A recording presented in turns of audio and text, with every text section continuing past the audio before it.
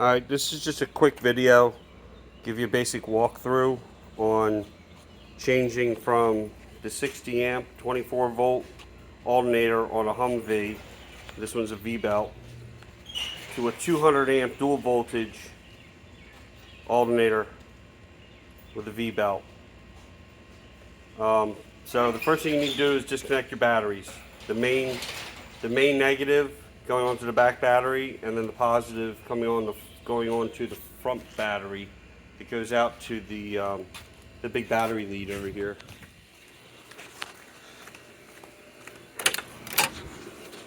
So take your negative off first, then pull this positive. This positive runs over to here. These will still be hooked together, but there won't be any power to the truck. The next thing that you're going to do is, this will still be on the truck, so you're going to remove this bolt. You're going to loosen this one and loosen this one. This will fold in, so you can take the belts off of it, and then take this bolt and this bolt completely off. Remove this. Now, before you can pull it off, you're also going to have to take your battery cable off here, take these two bolts out, and this cover comes off. Undo these screws, undo the wiring inside. One wire is going to be soldered in there, and you're going to need that wire, so you're going to need to cut it. Just cut it as close as you can, or you could dig through the silicone that's in there and desolder it, I guess, if you want to. Okay, pull this off. Take this piece off, get it out of your way. It's only a bolt. Then you're going to loosen the adjusters on your power steering pump. Here is a power steering pump. Okay, you're going to have a small bolt here, which was 9/16. You're going to have a bolt here that runs through this and in through here and into the cylinder head. That bolt is going to be 15 millimeter or 9/16. On ours it was a 15 millimeter. Okay, this bolt here needs to come off. This bolt here is on this adjuster, so you have to get to it from the back here. You see where this line is. This line, if this line is in your way, you're going to need, what size was this? 3/4. I think this was a 3/4 wrench. You just break it loose and this line will swivel out of your way to get this bolt off. And this bolt is, I think, was 3/4 too, wasn't it? The bolt on the back? Yeah. Alright, so once those are undone, pull the belts off of this. You can pull this forward and just set it out of your way as best you can. Okay, then you're going to go back. You're going to pull this bolt and this bolt. Those, on ours, they were 15 millimeter. Yours, they might be 9/16, 5/8, I don't know. But ours was 15. This bracket will come off. You don't need this bracket. Then you're going to go around to the stud that's holding this on. You're going to undo the nut. You're going to remove this. You don't need that. The kit, you should have bought the kit. The installation kit will come with this new upper bracket. It'll come with this bracket new, this bracket new. It'll come with belts. So you're going to pull the belts completely off and replace it with all new belts. And you're also going to get battery leads. Now, when it comes to the belts, my truck's a 998. It's an early truck. So up in here, to get the belts on and off, you have to undo this hydraulic line. That's a 9/16 down in there. Make sure you undo this. It's hard to, I can't get my hand in there really. But down in here, not this. This is just a sleeve. It's just the way it looks. And not this, because that's not what you're undoing. You're undoing this one right here. And once you start undoing that, you'll notice this, the whole hose will swivel. It's a super pain in the butt to get to.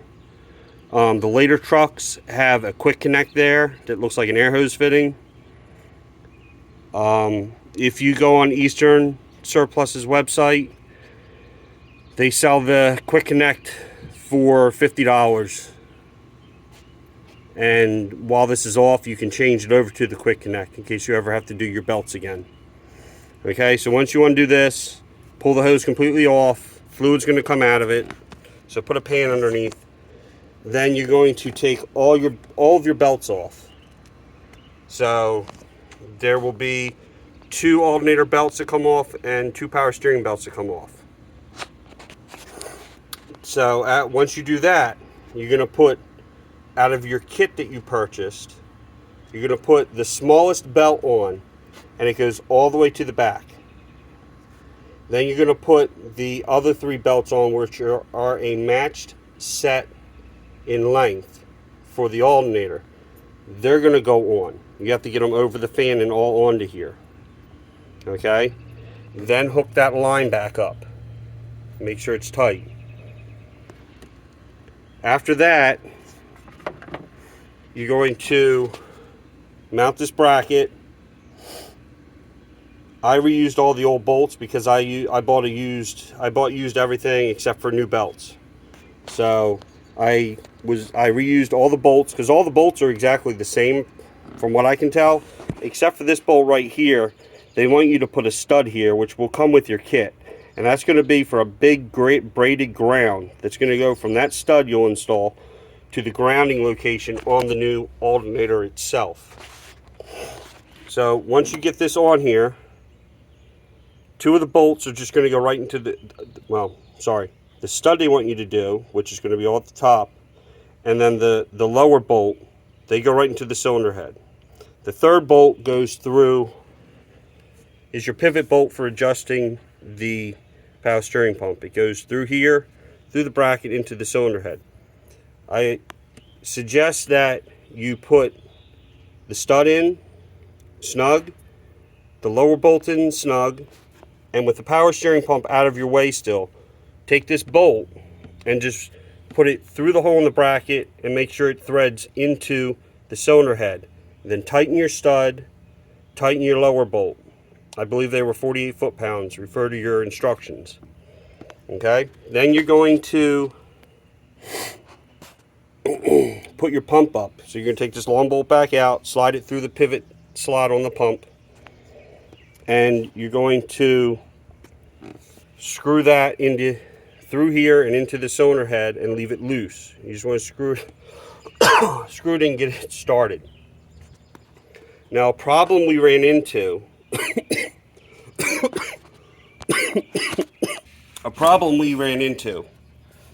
is we couldn't get this bolt here. This is your lower adjuster bolt. We couldn't get it lined up here. First off, by moving the pump around, somehow this had gotten in the way. So from underneath, broke this loose. Fluid didn't come out, but it made this so it'll swivel. So in order to get all this to line up, we put the small adjuster, we took this top bolt completely back out of the head and just left it in here.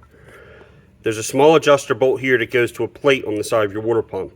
We screwed that one in and left it loose where we can move this around.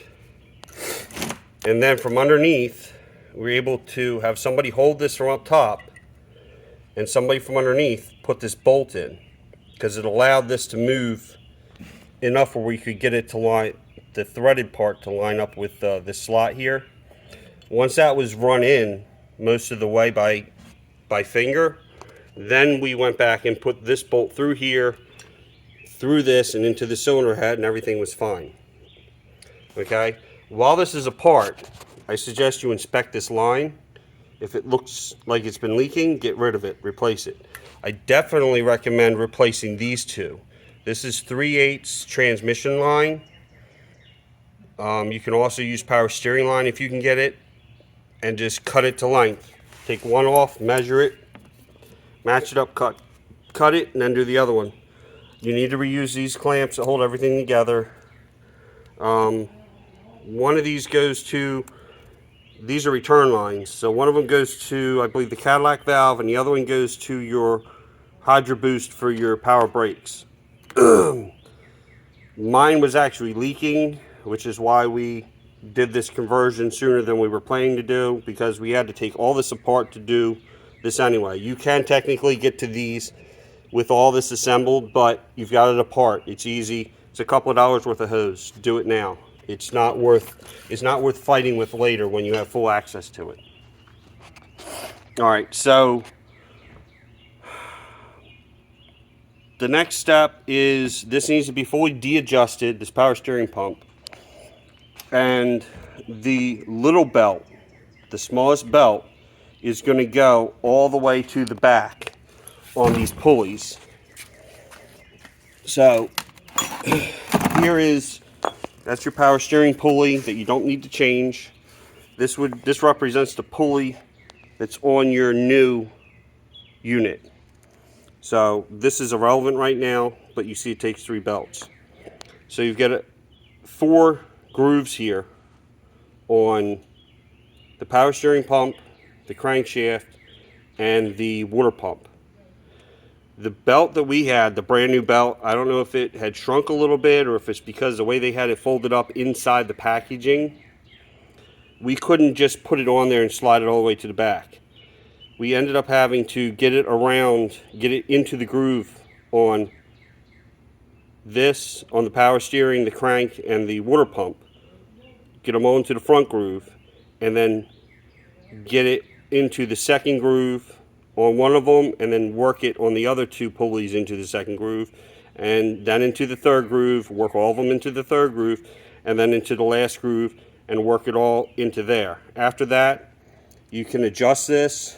We ended up using a 1/2-inch drive ratchet from up top, a long reach one, because the way that is, when you tried prying on this with the breaker bar, all it did was push it right into the water pump pulley. So the ratchet did the job. So while somebody's doing that from up top, from underneath, you want to tighten this back bolt, and you want to tighten this bolt, and then they can pull this off and tighten the pivot bolt, and then you're done with the power steering. So after that, let me go back to the truck here. After that, it's going to look like this. So you've got your new bracket installed, you torque the bolts, you've got your brand new belt on here. This is adjusted and tightened. If you loosen this hydraulic line to swivel it out of your way, now you need to tighten it, make sure you tighten it back up, because you should have only had to break it loose. So you just need to snug it back up. All right. Here is the new rear support bracket. It goes to the stud that's on the exhaust header here. And this is they actually call this a power steering bracket, this little piece of sheet metal. I didn't have to change it. I'm reusing the same one that was on there. I don't know if there's a difference or not, but it seems to fit perfectly fine. All it does is it holds your front glow plug wire, and then there's looks like a temperature sensor or something screwed in there. So it holds those 2 wires. You can see this super long bolt here is for the new generator. So when you set the new generator on here, what's going to happen is you're going to set it on here, and the ear on the generator is going to go between this plate and the bracket, and then your front ear will go here. And you're going to slide this bolt all the way through, and the nut goes on the front, and then you need to attach that upper bracket, put your belts on, put your wires on. We're going to end up having to lift this with a cherry picker, and we're going to put a strap around it because it's significantly heavier than that 60 amp that we took off. Now, what also comes in the kit is going to be wiring. They give you diagrams, and it comes with a heavy battery cable, and it comes with a skinny wire. Here's your heavy battery cable, and it comes with insulated clamps that go around it. So this heavy battery cable gets routed across the top here, and you drop it down there. So you're gonna go over top of this breather line, and you're gonna go down in there. And the same with this green cable, okay? And then you're gonna put a clamp, one of those insulator clamps on here and tighten it down. I haven't done any of that because I want to hook it to the generator, the alternator first, tighten the belts up and do all that. And that way the slack is where it needs to be. So right now I just have it roughly run because I was waiting for something to show up. When you come over to this side, it runs behind these coolant lines for your heater core. And it's going to hook onto here with another one of these clamps onto this stud. Then they run down, they drop down here, and they run back. So this hole, there's a hole in the sheet metal, and I know you can see, it's right there. There's the third clamp they give you for this heavy cable. You're going to put a bolt through that's supplied, and you're going to clamp it. And there's also a piece of edge molding that goes on that piece of sheet metal to protect it from chafing this battery cable. So you're going to install that. Somebody's going to have to get under the truck. I'm not going to, but somebody's going to have to get under the truck because this battery cable runs, you need to run it on top of the frame, and then through this hole they supply a grommet that you need to use. And then the cable just drops down in here, and you're going to hook it on onto this stud. This cable here, you're going to hook it onto this battery plus here for the rear battery.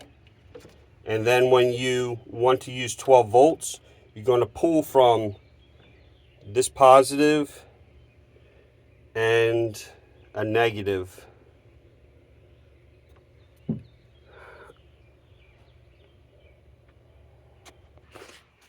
Now when it comes to wiring your actual alternator, these directions show, if you don't have the overdrive transmission, that you need to hook a jumper from the 14 volt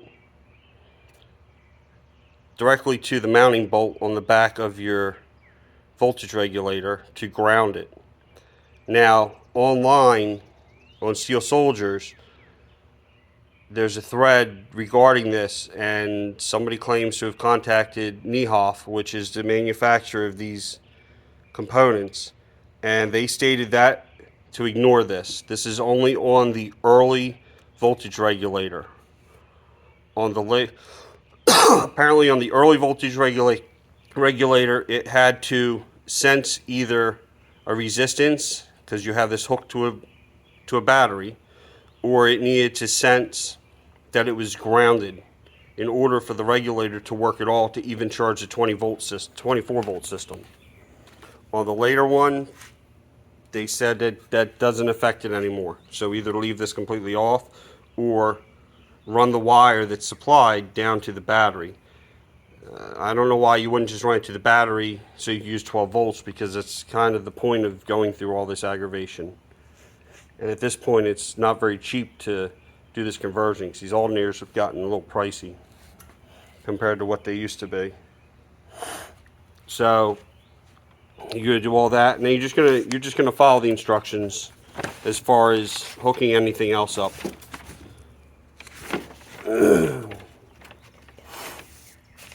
Because you're gonna reuse your positive terminal that was already on the truck. That's gonna go onto here. You're gonna use the two wires that you unscrewed from the other alternator. They're gonna both go on here, and then that wire you cut off is gonna get used on here. So they're all gonna get used.